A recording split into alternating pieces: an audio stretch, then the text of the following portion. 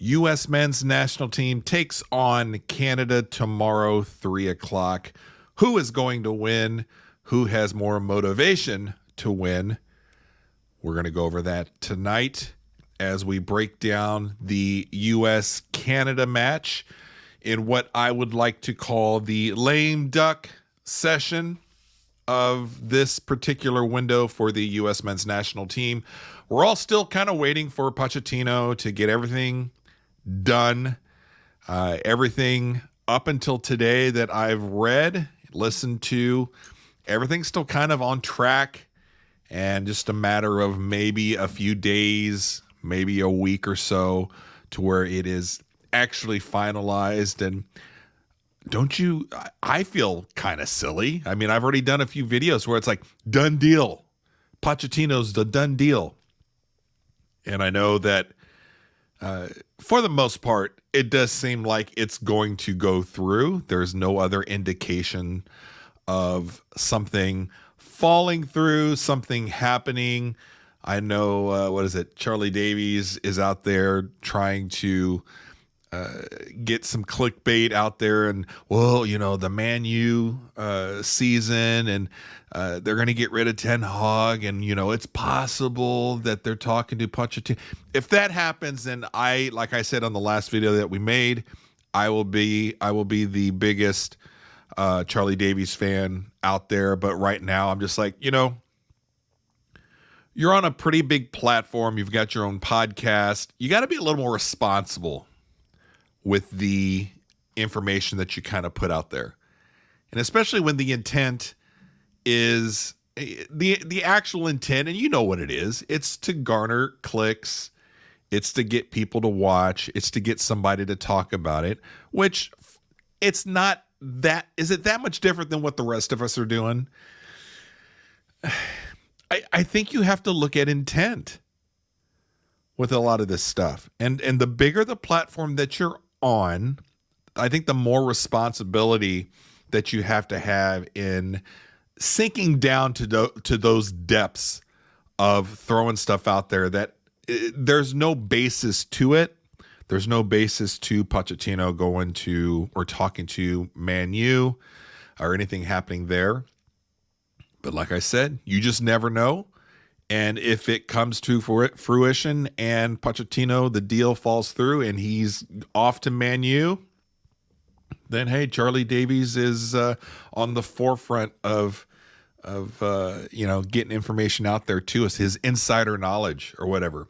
But again, I got to kind of take it with a grain of salt with a lot of these content providers for U.S. soccer. There's only so many that we get to kind of follow, right? Especially on the big platforms, the big kind of media guys, which I try to take a little sampling from kind of everybody, whether you like them or not. I know there's not a lot of big Alexi Lalas fans out there, but I'll listen to a few things that he has to say. I like the guys on Seb and Hercules Gomez, but I know even those guys, there's some haters out there for them. So I try to take a little bit of everything and try to enjoy U.S. soccer as much as I can. I'm just a above average casual fan for U.S. soccer, and I know that you're just like, well, what the hell? Why are you talking about them? I do enjoy following the U.S. men's team. And I enjoy following each of the players overseas on their club teams. But so going into this particular window, and I kind of view it as a lame duck session. I know there's a few people that are like, well, there's still people that are getting their chances to get looked at, which, yes, I absolutely, there's guys that are out there that don't have as much, let's say, film at this level, or where they could get, looked at potentially from Pochettino and the coaching staff going forward.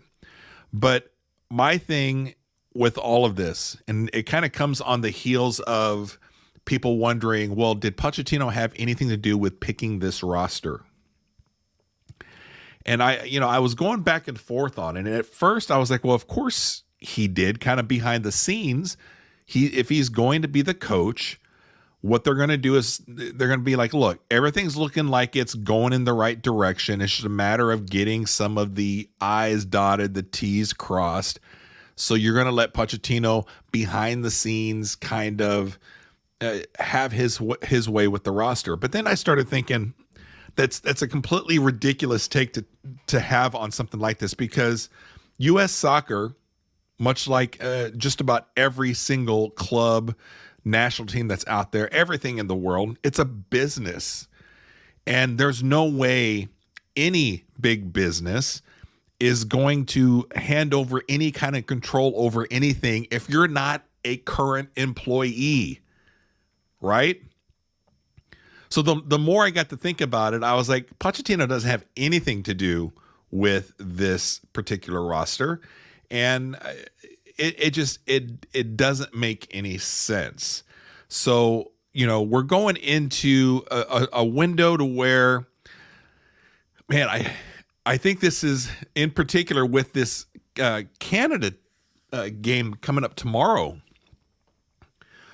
All the incentive, all of the willingness to want to win, to prove a point is on Canada.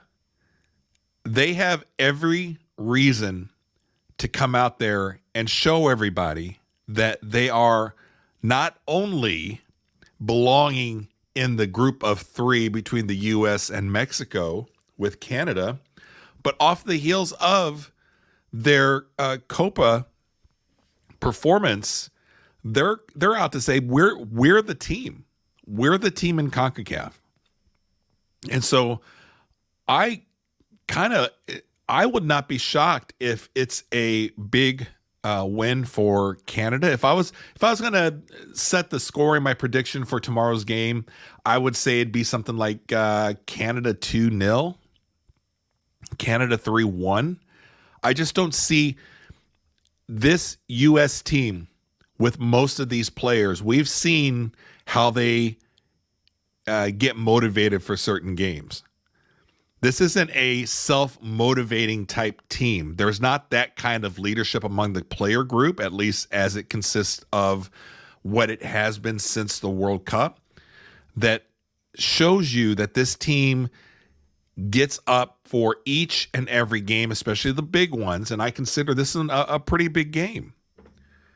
I go back to the Colombia game, the tune-up before Copa, and how just absolutely flat this team came out for a game like that and then just completely gave up.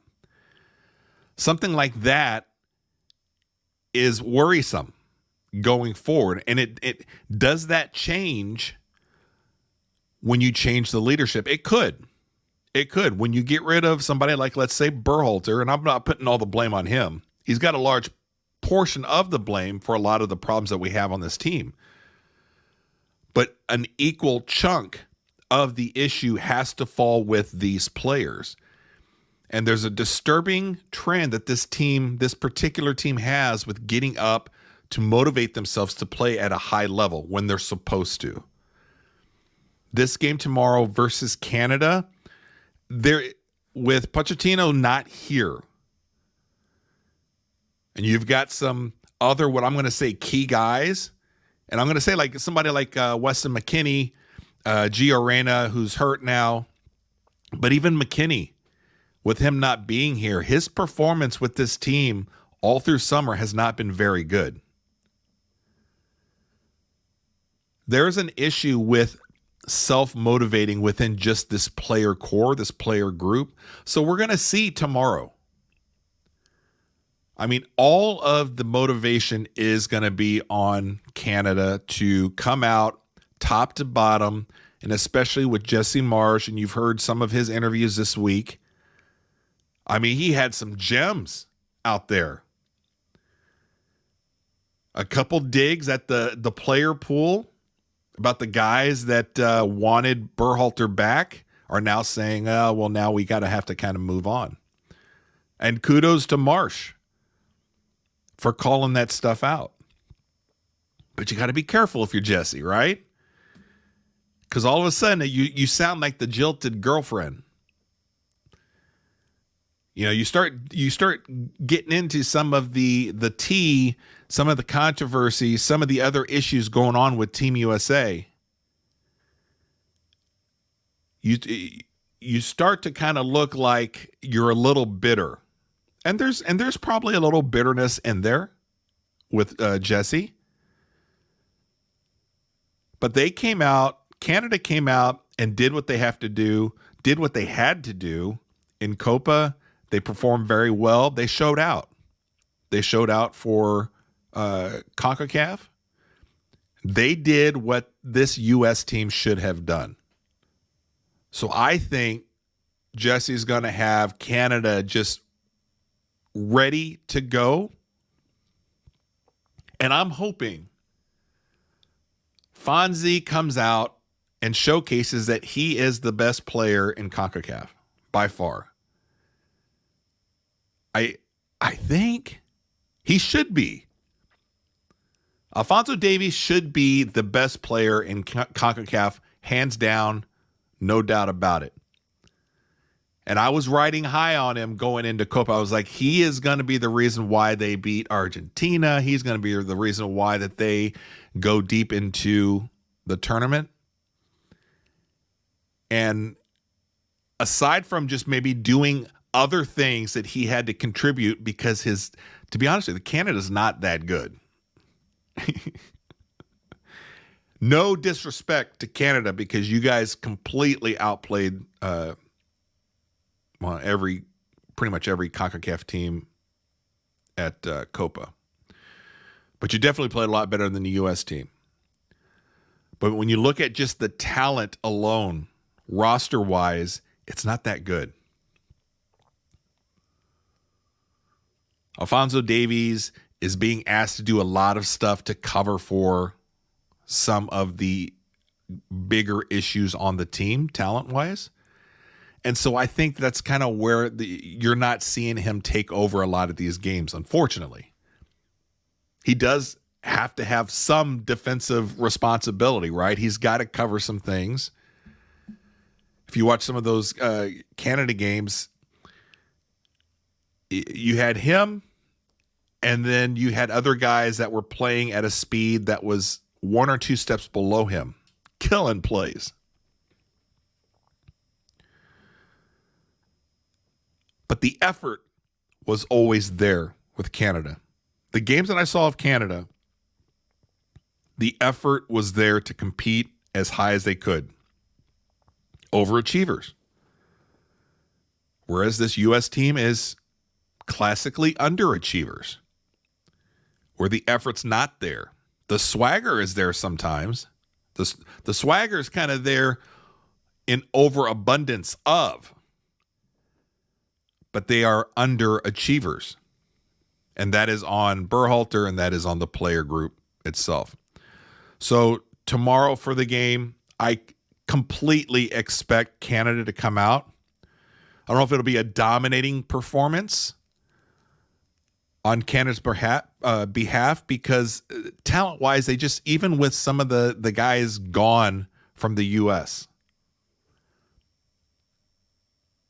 the game is going to look somewhat closer talent-wise, but the effort, I think, is going to be completely different. I don't see the U.S.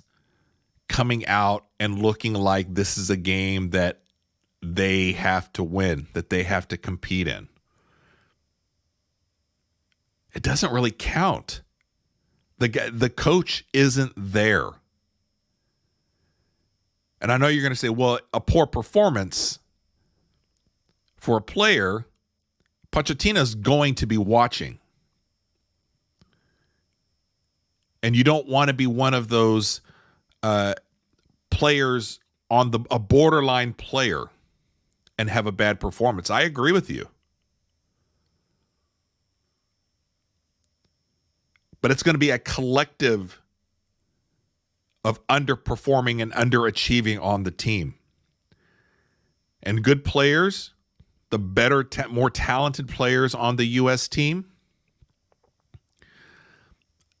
they're going to get by in the end because the depth isn't there. We're slowly getting there, and hopefully by 2026 we get a little deeper. Midfield, we're looking like we have some solutions here and there, depending on how and if Pochettino, how he wants to play certain things. Up top, perhaps depending on who's available, the struggle might be, you're getting back into the, Tim Ream's going to be done. He if he's around for the next World Cup, we have issues. And that's not a knock on Tim Ream, because up until now, he has and is one of our better center backs. And then the keeper problem is we need some Harry Potter magic. We need something to go on when Pochettino comes in. Is there a dual, triple national somewhere? Or do we have one of the younger kids, one of the younger boys coming up, ready to go? I mean, we're taking 4 keepers, right, for this window? Gaga's not one of them. That's okay. That's fine, because he's still, I think, in the mix. But I'll be really disappointed if in these 2 games coming up, if Turner and Horvath are playing, and if Turner has both those games, I'm going to be a little upset. We've got to see some of the younger kids, give them an opportunity in these games to see what they can do. And can they handle it? Can they handle this kind of pressure? We have to see. I would love to see somebody other than Turner get this game tomorrow. But I think Turner's going to be the guy for tomorrow. I haven't seen, when do they release the starting lineup? I don't know. Probably in the morning, an hour before the game, something like that, right? We'll find out soon enough. But my fear is, because Pochettino's not here, that our main guys are going to be at 80% effort. And the new guys that are coming in, they're not quite ready yet. They're not there yet. And of course, the younger guys are going to take on the style and the competitiveness from the older guys. The ones that have been there. No Tyler Adams. The legend of Tyler Adams. Everybody keeps saying he's the leader we need out on the field. He's never here. I mean, he was here a little bit. Then he got hurt again. And we've already determined Pulisic is not that leader. Not the one that we're trying to describe here. He goes out and does his thing, but I don't know necessarily if he is the kind of leader that goes around getting other people to raise their game. Plus, when you take a look at when the games get down to where we need these guys to step up, you've seen time and time again, the one that is out there with the worst body language is Pulisic. And he's by far right now our best player, which is kind of scary. So going tomorrow, we're going to see. I would love to anybody but Turner. I mean, I'm going to take a look right now, and let's just see if there's any update. What I'm doing is I'm checking Patrick Schulte's social media. there's any indication that he's getting some a little love for tomorrow, but nothing. I'd love to see Schulte get in. So we're going to find out. Let me know. I mean, am I off base? Am I being overly pessimistic? Am I just having a bad night? I think it's pretty realistic. I think Canada is going to be coming into this game looking at a competitive match to prove a point. And I think the U.S. boys we're just like, we're still kind of waiting on Pochettino. And if you notice a lot of the interviews within the last few weeks when they talked to some of the players about asking them about Pochettino, a lot more of them are saying, I mean, nothing's been done yet. Like, they don't want to speculate. That would be my only little bit of concern, is the fact that somebody has gotten around to the players recently to say, look, you got to quit speculating on Pochettino, or nothing is done yet. There has to be a reason why, especially recently when asked about Pochettino coming in. A lot of them will say right up front that nothing has gotten to them yet. So I mean, no need to worry. We're not worried. We're not worried. So tomorrow, whether the U.S. wins, it doesn't mean anything, and if they lose, it doesn't mean anything. For Canada, if they lose, I don't necessarily think it means anything, but they have so much more to gain if they win tomorrow, and we're going to find out. We're going to see. We're going to see.